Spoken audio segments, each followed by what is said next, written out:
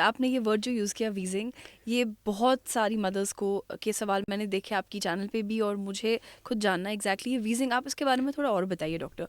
Wheezing क्या होता है और किस चीज़ को हम वीजिंग कहते हैं बेसिकली? बेसिकली वीजिंग क्या होता है, जैसे विस्लिंग होता है, सीटी मारना। तो जी। क्या होता है, चेस्ट के अंदर सीटी बज रही होती है उसमें। तो क्या होता है कि जैसे जब भी हवा किसी नैरो ट्यूब से, मतलब सकरे रास्ते से जा रही है, तो वहाँ पर जो आवाज़ होती है, जैसे हमारे फुटबॉल ग्राउंड में सीटी मारते हैं ना, तो क्या होता है, सीटी या बांसुरी से जो सीटी होती है, जी। तो वो जो सीटी बजने की पतली आवाज़, वाली। उसको हम विस्लिंग बोलते हैं जनरल टर्म में, और मेडिकल टर्म में उसी को वीजिंग बोलते हैं। तो क्या होता है, हमारे सांस की नली सिकुड़ जाती है, और सिकुड़े हुए रास्ते से जब हवा पास करती है तो अंदर छाती में से आवाज़ आती है। कई बार जब थोड़ा कम होता है तो हम स्टेथोस्कोप आले की मदद से सुनते हैं, और बहुत ज़्यादा होगा तो आप बच्चे के पास भी बैठे रहोगे तो बिना स्टेथोस्कोप लगाए भी आपको वो सांस से सुनाइए। आवाज़ आने लगती है, वीजिंग उसको बोलते हैं। तो ये एक तरह से सांस की नली सिकुड़ने की सिम्टम्स है। ये आस्मा में भी होता है और कुछ और सांस की बीमारियों में भी ये चीज़ देखी जाती है। ओके डॉक्टर, तो हमने बात की बच्चों की सर्दी खांसी के बारे में, और आपने बहुत डिटेल में हमें बताया वीजिंग और एस्मा के बारे में भी।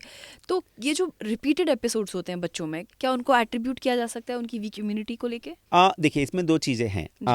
नॉर्मल बच्चों को भी, जैसे मैंने बताया कि 6 से 8 बार साल में इन्फेक्शन लग सकती है, स्पेशली जो बच्चे 5 साल से कम उम्र के हैं। जी। बट अगर वो इन्फेक्शन से बच्चा खुद ब खुद कुछ दिनों में ठीक हो जाता है, 5 से 7 दिन में खुद ब खुद ठीक हो जाता है, हल्का फुल्का बुखार आता है, बच्चे की ग्रोथ पे इफेक्ट नहीं आ रहा है, बच्चा ठीक से ग्रो कर रहा है, एज वाइज जितनी वेट हाइट होनी चाहिए सब ठीक है, बच्चे को बहुत ज़्यादा दिक्कत नहीं होती, हर बार आपको डॉक्टर के पास जाने की ज़रूरत नहीं पड़ती, कई बार बच्चा खुद भी घर पे ठीक हो जाता है, ओवरऑल बच्चे को ऐसा नहीं है कि हॉस्पिटलाइज करना पड़ रहा है, तो उतना परेशान होने की ज़रूरत नहीं है, वो वीक इम्यूनिटी का साइन नहीं है। अब इसमें दो चीज़ें होती है, एक तो होता है जो बार बार सर्दी खांसी लगना एस्मा की वजह से भी हो सकता है। तो एस्मा में ऐसा होता है कि कई बार बिना बुखार लगे भी बच्चे को सर्दी खांसी होती है, जैसे मान लिया डस्ट लग गई, ठंड लग गई, जी। तो बुखार नहीं रहेगा। इस तरह से हम सस्पेक्ट करना, मतलब डाउट करना शुरू करते हैं कि बच्चे को एस्मा है। बिना बुखार के भी सर्दी खांसी अगर बच्चे को बार बार होने लगती है, और हम देखते हैं कि कोई चीज़ से ज़्यादा ससेप्टिबल है, मतलब ठंड लगने से हर बार हो जा रही है, डस्ट करेक्ट। लगने से हो जा रही है, या फिर पॉलन के टाइम पे जब पॉलन का सीजन आता है तो बच्चा ज़्यादा परेशान रहता है। जी। इस तरह से कुछ चीज़ों से अगर वो ट्रिगर हो रहा है तो डेफिनेटली फिर हम एस्मा की तरफ सोचते हैं। और ये एस्मा एक्चुअली वीक इम्यूनिटी का साइन नहीं माना जाएगा, एक तरह से अल्टर्ड इम्यूनिटी है, वो किसी चीज़ को ओके। ज़्यादा रिएक्ट करते हैं। और वीक इम्यूनिटी जो होती है वो एक अलग चीज़ है, वो कई बार जेनेटिकली भी होता है, और कई बार बच्चों के कुपोषण की वजह से भी वीक इम्यूनिटी होती है, बट आजकल वो चीज़ें उतनी ज़्यादा कॉमन नहीं है।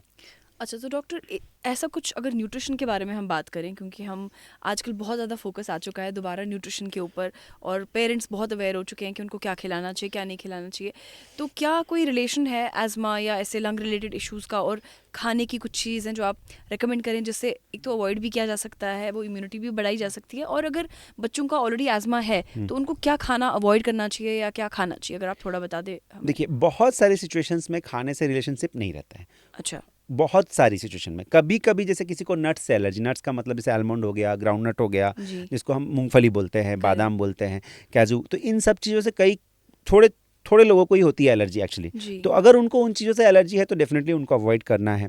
कई लोगों को अंडे से एलर्जी होती है, तो उन जी। चीज़ों से अगर अगर डेफिनेटली फूड एलर्जी दिख रही है तो डेफिनेटली उससे ट्रिगर होने के एजमा लाइक सिम्टम्स चांसेस हैं। बट जनरली जो होता है, फूड अवॉइडेंस उतना ज़्यादा करना नहीं होता है। ओके। कुछ चीज़ें मैं मना करता हूँ, जैसे कि आप अगर आपको सर्दी खांसी लगी है तो आइसक्रीम मत खाओ, फ्रिज से निकाल के पानी मत पियो, ठंडा कोई फ्रूट, अगर एकदम फ्रिज से निकाल के आप फ्रूट खा रहे हो तो ठंड लग जाएगी, अच्छा। उसको नॉर्मल टेम्परेचर पे आने दीजिए। दही के लिए भी मैंने वही बताया कि आप उसको रूम टेम्परेचर पे आने दीजिए, उसके बाद आप खा सकते हो। फ्रूट्स के लिए भी मनाही नहीं है,